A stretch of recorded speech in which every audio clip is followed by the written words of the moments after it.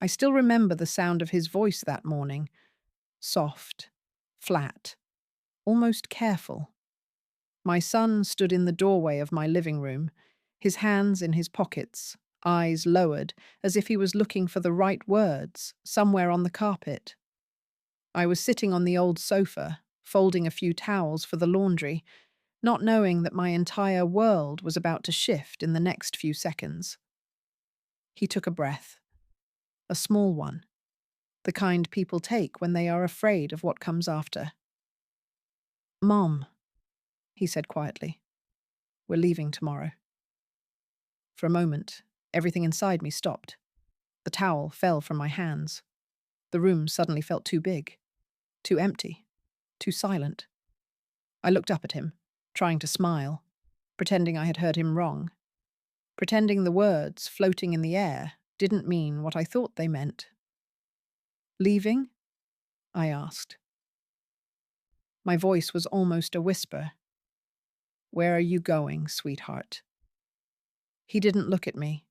That was the first moment I knew something was deeply, quietly wrong.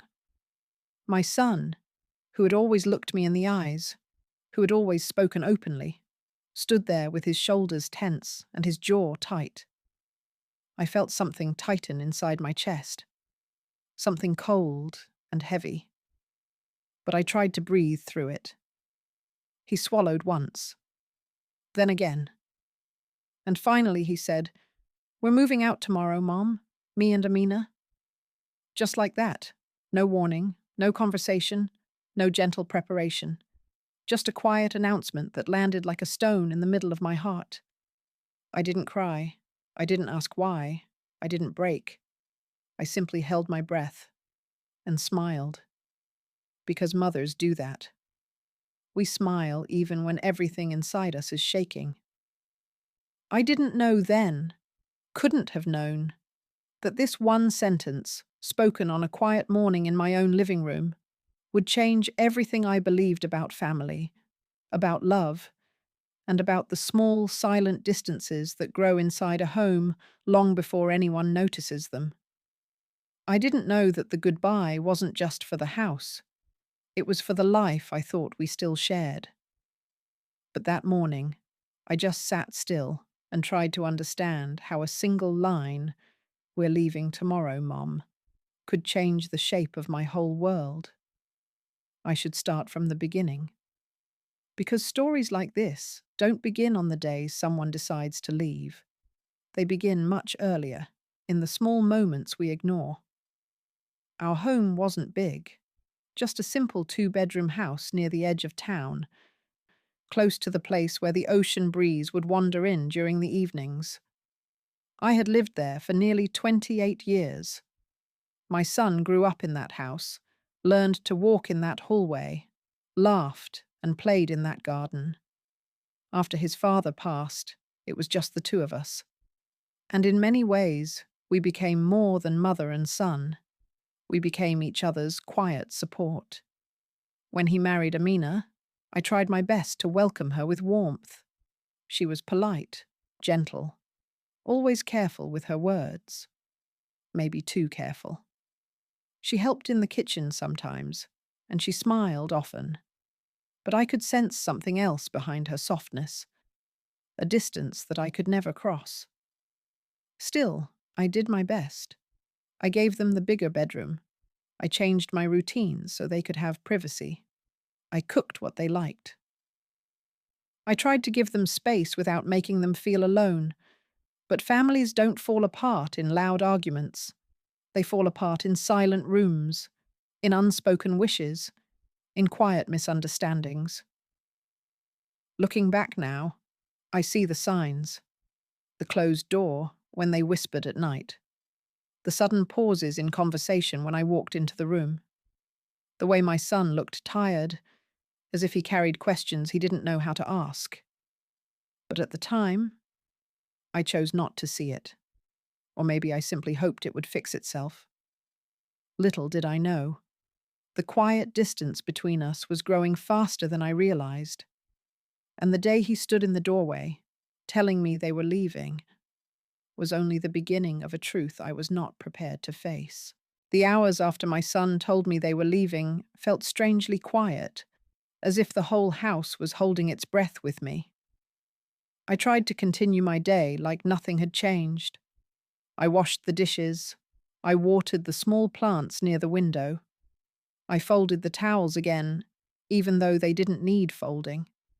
But every small task felt heavier, as if I was carrying the weight of a truth I didn't know how to name. When I walked past the hallway, I could hear them talking softly in their room. Not arguing. No, their voices were too gentle for that. But there was something about the way they spoke, something secretive, something that didn't include me. And I realized that maybe it hadn't included me for a long time. I paused outside the door for just a moment, not to listen, but simply because my steps had stopped on their own. I took a breath and kept walking, reminding myself that I had no right to feel hurt. They were adults. It was their life, their decisions. Still, a mother's heart doesn't understand logic. It understands presence. It understands love. And it understands loss even before someone walks away. Later that evening, Amina came into the kitchen while I was preparing dinner. She smiled at me politely, as she always did. Her smile was beautiful, but careful, like something she had learned and memorized, not something that came naturally from her heart. "Let me help you, Mom," she said softly. Her calling me Mom had always felt like a polite word, not a relationship, not a bond, just a title she used because it was expected. I handed her a bowl of vegetables to cut. We worked in silence for a few minutes. The air felt thick with things neither of us wanted to say. Finally, I gathered the courage to ask gently, "So, why so soon?" She didn't stop cutting. She didn't look up. She only said, "It was something we planned. We didn't want to worry you." Her words were soft, but they carried a quiet sting. Didn't want to worry me? Or didn't want to involve me? I swallowed my thoughts and nodded, as if her answer made sense, as if it didn't break something inside me. When my son came home from work the next day, the tension was still there. Invisible, but heavy.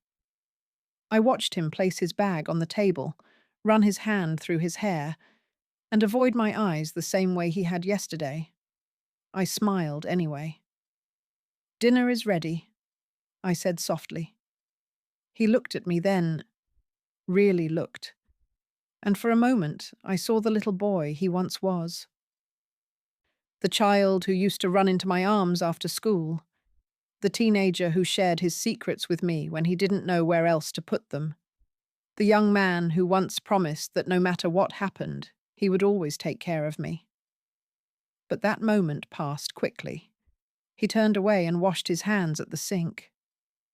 We sat at the dining table, the three of us. But the silence sat with us too. There were moments when I heard Amina whisper something to him, moments when he looked at her for guidance, as if she held answers he couldn't speak to me. I realized then that I was no longer his first thought, no longer the person he came to when he was unsure. His world had shifted quietly, and I hadn't noticed. Later that night, after they went to their room, I sat alone on the sofa. The clock ticked in the corner. The house felt unfamiliar, like I was a guest in a place I had lived in for decades. I wondered if I had done something wrong, if I had asked too many questions, if I had tried too hard to be part of their life, or perhaps not hard enough. But the truth stayed blurry, like fog on a window, close enough to feel, too difficult to see clearly. The next morning, small signs of their departure began to appear everywhere. Amina folded their clothes neatly into suitcases. My son packed his tools, his books, his favorite things. boxes piled up near the door. Every box felt like a quiet goodbye. Every suitcase felt like a piece of my heart being gently taken away. I tried to keep my face soft. I tried to keep my steps steady. But inside, there was a storm, silent but strong. At one point, my son walked into the living room and saw me holding one of his childhood photo albums. He stopped in his tracks. "Mum, don't do that," he said gently. "Do what?" I asked, forcing a smile. He looked away. "Don't make this harder." Make this harder. As if I had chosen this. As if I had asked for them to leave. As if my sadness was a burden, not a feeling. I nodded quickly, swallowing the pain. "I'm sorry," I whispered. "You're right. I just wanted to remember." He didn't answer. He simply walked back to the room. And I sat alone on the sofa, the photo album still open on my lap, staring at a picture of him when he was 5 years old, smiling with missing teeth, holding my hand tightly. I wondered when he stopped needing my hand, when he stopped wanting my presence. When I became someone he had to leave instead of someone he came home to. That day, while they finished packing, the house felt unfamiliar. Their room was almost empty. The hallway echoed when I walked through it. The kitchen felt colder, as if it already knew I would be eating alone. I touched the walls gently, remembering the laughter that once lived there. And that was the moment when the real conflict began. Not between them and me, but between my heart and the reality I had no choice but to accept. Tomorrow, they would leave. And nothing would ever be the same again. The morning they were supposed to leave, the house felt heavier than ever. Even the sunlight that filtered through the windows seemed subdued, muted, like it knew a quiet storm was waiting to break inside me. I sat at the dining table, a cup of tea warming my hands, but I didn't drink. My eyes kept drifting toward the hallway, toward the boxes piled neatly near the door. Each suitcase felt like a countdown to a final goodbye I wasn't ready to accept. Then, my son walked into the living room, his expression taut, his movements careful. He avoided looking at me, but I could see the hesitation in his hands, the slight tremor when he ran a finger along the table's edge. For a moment, he seemed frozen, as if caught between the decision to leave and some invisible tether that kept him tethered to the home he had always known. He spoke finally, his voice low. "Mum, there's something you should know before we go." I froze, the cup in my hands forgotten. Something in his tone made my heart tighten. It wasn't just about leaving.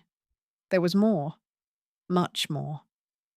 He gestured toward Amina, who had been quietly folding the last of her clothes. She avoided my gaze, but her shoulders shook ever so slightly, betraying the tension she tried so hard to mask. They didn't want to tell you earlier," he said, "but I think you deserve to know." I nodded slowly, though I didn't understand yet. My stomach churned with a nervous energy I hadn't felt in years. Amina finally spoke. Her voice was barely a whisper. "Mum, we got married yesterday." I blinked. The words didn't sink in at first. My mind scrambled, trying to fit them into some logic I could understand. My son and Amina? Married? Without telling me? I felt as if the floor beneath me had disappeared, leaving me suspended in air, floating above a reality I couldn't touch. "Married? Yesterday?" I asked slowly, as if saying the words aloud might help me process them. "Yes," Amina said, her eyes finally meeting mine for a brief moment. "We didn't want to upset you. We wanted to handle it quietly."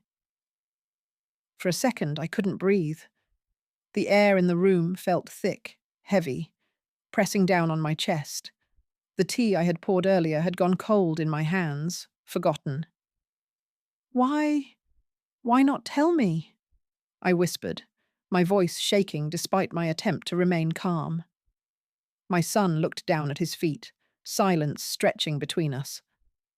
Finally, he spoke. I was scared, Mom. Scared you'd be hurt. Scared you'd think we didn't care about your feelings. I wanted to cry. I wanted to scream. I wanted to ask why they hadn't trusted me enough to include me, why the secrecy felt like a betrayal I could not reconcile. But instead, I sat there, letting the words settle like stones in my chest. I remembered all the times I had tried to be gentle with them, to give them space, to understand their needs without questioning their choices. And yet, here it was. A choice made without me, a secret that had left me standing on the outside of the life I thought I shared with my son. Mom, Amina said softly, sensing the storm inside me. We didn't mean to hurt you. We wanted a quiet day for us, to start our life together. I nodded, swallowing hard. I could feel the tension in my chest slowly loosening, replaced by a strange mixture of sadness, disbelief, and a cautious understanding. They hadn't wanted to exclude me out of malice. They had wanted privacy, a beginning they could navigate together without feeling judged or interrupted. But the truth remained. I had been left out of something monumental in my own family. And it hurt. I rose from my chair, walking toward the window, needing the light, needing air. The garden outside glistened with dew, the soft morning sun casting long, gentle shadows. I realized in that moment that life, family, and love were never about control or timing. They were about trust, about patience, about learning to accept the choices of others, even when they clash with your own expectations. My son stepped beside me. Mom, I hope you can forgive us, he said. His hand hovered near mine but didn't touch, unsure if I wanted connection or distance. I closed my eyes, taking a long, slow breath. The anger, the hurt, the shock, they were there. But underneath it all, there was love. And love, I realized, sometimes arrived in forms you did not expect. I turned slowly, looking at both of them. I need time, I said softly. But I see why you did it. And I'll try to understand. Amina smiled faintly, relief flickering across her face. My son's shoulders relaxed slightly. The tension in the room shifted just a little, into something fragile but real. The beginning of understanding. For the rest of the morning, we sat together in the living room. We didn't speak much. We didn't need to. The quiet was enough. The shared space. The presence of one another. The knowledge that though things had changed, we were still family. And in that quiet, I realized something profound. The turning point was never about secrecy, or betrayal, or anger. It was about honesty, the courage to finally speak the truth, and the willingness to face the complicated emotions it stirred. The day that had begun with shock and disbelief slowly became a day of reflection. A day where I understood that love is not about being included in every decision. It is about accepting the choices of those you care about, even when those choices are difficult to bear. By the time the afternoon sunlight filtered through the curtains, casting warm, soft patterns on the wooden floor, I felt a small shift in my chest. Not forgiveness yet, not complete understanding, but a beginning, a seed of something that might grow into acceptance, patience, and eventually, peace. I looked at my son and Amina once more. They were nervous, still unsure of how I would respond, but I met their eyes with calm. We'll get through this, I whispered, more to myself than to them. We'll get through this. Together. And in that moment, the turning point was clear. The family I knew had changed, yes, but maybe, just maybe, it could grow stronger through honesty, patience, and the quiet work of learning to forgive. The morning after the turning point felt different. The sunlight entered the house gently, as if it had waited to be sure the air inside was ready to receive it. I sat at the dining table with a cup of tea, and for the first time in 2 days, the silence felt calm, not heavy. Amina came in quietly, carrying a small plate of biscuits. She placed it in front of me and smiled softly, not the careful, polite smile of before, but a small, genuine one. I returned it with my own, and we sat together, side by side, sipping tea, letting the quiet warmth settle around us. Armand joined us shortly, moving slowly, testing the air with each step. When he sat down, there was no need for words. The simple act of being present, of sitting together without the tension of secrets, felt like a quiet reconciliation. Sometimes, I realized, healing comes not from grand gestures, but from small moments, a shared cup of tea, a glance that says, "I see you, and I understand." We began to talk softly about the wedding, not to relive it, not to accuse, but to understand. I asked about the small details, how it had been, who had been there, what they felt. Amina described the day carefully, her voice calm, her eyes steady. She spoke of nervous laughter, whispered promises, and the strange mixture of joy and loneliness that had defined their secret ceremony. I listened quietly, letting her words settle around me. And slowly, I realized that their choice had not been meant to hurt me, even if it had caused temporary pain. Armand spoke next, more openly than he had in days. He told me about the fears he carried, the shame he felt about past mistakes, and the desperate need to protect both Amina and me from disappointment. He didn't ask for forgiveness outright, but his honesty carried it anyway. As I listened, I understood the weight he had borne silently, the courage it took to finally speak, and the love that had guided him in his imperfect way. The hours passed quietly. Small stories were shared. Laughter emerged slowly, like sunlight pushing through clouds. The tension that had hung so heavily in the house began to dissipate, replaced by a fragile trust. It was not perfect, and I knew it would take time to rebuild fully. But it was real, and that was enough for the moment. I looked at them both and realized something profound. Family is not about always knowing, always being included, or always being in control. Family is about patience, about listening, about letting each person carry their truths and share them in their own time. It is about understanding that mistakes, secrecy, and fear do not erase love, and that honesty, when finally spoken, can heal even the deepest rifts. That afternoon, we decided to take a slow walk in the garden. The air was cool and fragrant from the rain that had fallen the night before. The flowers glistened with droplets, the leaves shone, and the world outside seemed to celebrate the quiet reconciliation happening inside. We walked slowly, talking in whispers, pointing out small things: a butterfly, the gentle rustle of the wind, the soft call of a bird. Each moment felt precious, a reminder that life moves forward even after difficult revelations. Amina reached for Armand's hand, and he smiled down at her, squeezing it gently. I felt a lump in my throat, not of sadness, but of gratitude. Gratitude that they were learning to navigate life together, that they were willing to be honest, and that I could be part of their journey, even after being left out of the wedding itself. That evening, we returned inside and spoke quietly about future plans.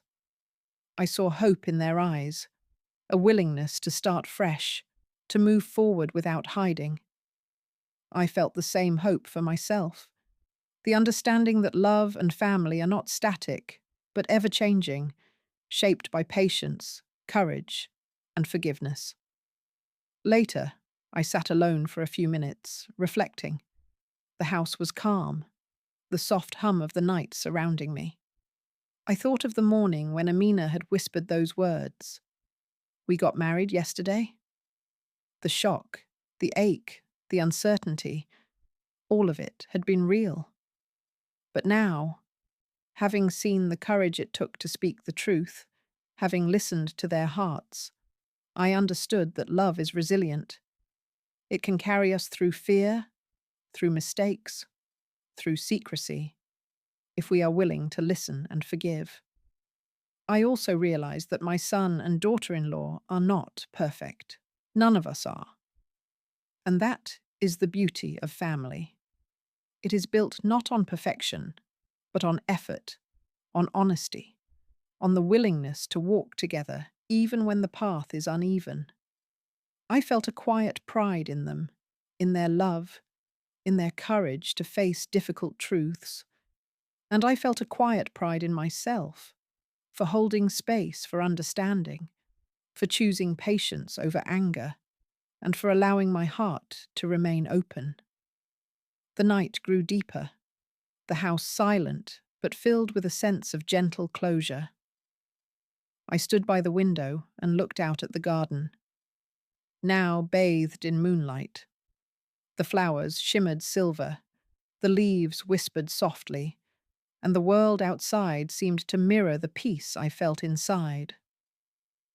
I knew the days ahead would not always be easy, that there would be moments of doubt, tension, or miscommunication. But I also knew that the foundation of honesty, understanding, and patience had been laid, and that was stronger than any secret, any fear, or any mistake. As I turned off the lights and prepared for sleep, I whispered a quiet prayer.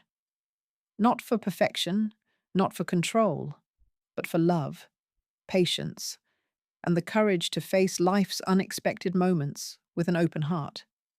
And in that quiet night, I understood something important. Life is fragile, love is resilient, and the moments that challenge us the most often teach us the most about forgiveness, trust, and the depth of human connection. The next morning, the house felt lighter. The sun poured through the windows, spilling warm, golden light across the wooden floors. I moved slowly, taking in the quiet peace that had settled after days of tension and uncertainty. Even the small sounds, the hum of the refrigerator, the faint rustle of leaves outside, the ticking of the clock, seemed gentler now, as if the world itself had softened around us. I went to the living room and saw Amina arranging a few flowers on the table. She looked up, and for the first time in days, our eyes met without hesitation. "Good morning, Mom," she said softly, her voice carrying a warmth I had almost forgotten. I smiled back, feeling a quiet joy that had nothing to do with the wedding or the boxes of belongings. It was simply the joy of connection, of presence, of love shared and understood. Armand joined us shortly after, carrying 2 mugs of tea. He handed me one with a small, shy smile. We sat together at the table, not speaking much, simply enjoying the comfort of each other's company. There was no need to rush, no need to fill the silence with words. The presence itself was enough. A quiet affirmation that despite everything, we were still a family. As we sipped our tea, I thought about the days that had passed. The shock of hearing their secret, the ache of feeling left out, the uncertainty of how to respond. All of it had led to this moment. And in a strange, gentle way, I was grateful. grateful that they had been honest, grateful that I had been patient, grateful that love had the power to heal even the deepest wounds. I remembered the little lessons hidden in the quiet moments of those days. That patience can speak louder than words. That presence can be more powerful than explanations. That forgiveness doesn't need a grand gesture. It begins in small, simple ways, in shared tea, in gentle glances, in allowing space for understanding to grow. Later, I wandered to the garden. The air was fresh, carrying the faint scent of morning dew and blooming flowers. I ran my fingers along the leaves, noticing the tiny droplets clinging to the petals. I realized then that life itself is much like this garden, fragile, ever-changing, yet capable of growth and beauty even after storms. I thought about my son and daughter-in-law, about their secret ceremony, about the fear and courage that had led them to it. I felt a deep compassion for them, for the choices they had to make, for the love that guided them, even when it wasn't easy to express. And I felt a deeper compassion for myself, for allowing my heart to remain open, for trusting that love could endure even the moments of hurt. The day moved slowly, filled with quiet conversations and shared laughter that came gently, like sunlight through clouds. We planned small things: a family dinner, a weekend together, small acts that would knit our lives closer again. I realized that life is not about control, or knowing every detail, or always being included in every decision. It is about presence, honesty, patience, and the courage to forgive, even when it is hard, even when the heart aches. That night, I sat by the window, looking out at the moonlit garden. The flowers shimmered silver, the leaves whispered softly in the breeze, and the world outside mirrored the calm I felt inside. I knew the road ahead would have challenges, that there would be moments of doubt and miscommunication, but I also knew that we had laid a foundation stronger than any secret, stronger than any fear, the foundation of love, understanding, and patient acceptance. As I closed my eyes, I whispered a quiet prayer, not for perfection, not for control, but for courage, patience, and the wisdom to face life's unexpected moments with an open heart. I thought of my son, of Amina, of the life they were beginning together, and of my place in that story. And for the first time in days, I felt a gentle, unwavering hope, because I understood something important. Life is fragile, love is resilient, and even when the moments hurt, even when we feel excluded, there is always a way back to understanding, forgiveness, and quiet reconciliation. And in that still moonlit night, I smiled softly. The day that had begun with whispers, secrets, and uncertainty had ended with calm, with warmth, and with the promise of a family learning to grow together, imperfect, human, but bound by love. Thank you for watching. Your time and support truly mean a lot. If you enjoyed this content, please like, share, and subscribe. It helps the channel grow and allows me to bring you even better videos. Stay inspired, stay focused, and I'll see you in the next video.